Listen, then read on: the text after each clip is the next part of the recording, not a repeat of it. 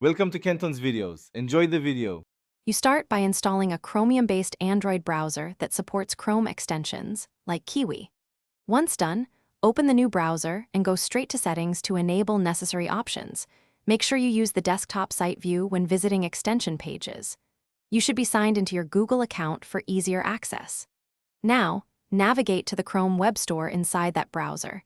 This first move lets you browse and pick the exact extension you want to add to Android. You find the extension in the Chrome Web Store and tap Add to Chrome. Confirm the requested permissions so the extension can run.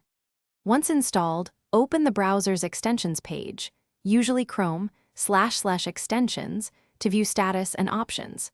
Make sure to enable background activity if required and configure any extension-specific settings like account access or sync. If the extension needs local files, grant file access. This middle step ensures the extension is properly enabled and customized for your workflows. You should test the extension immediately on a known site to confirm core features work. Open the toolbar and pin the extension for easy access. Once confirmed, adjust settings for notifications, background refresh, or account sync to match mobile constraints.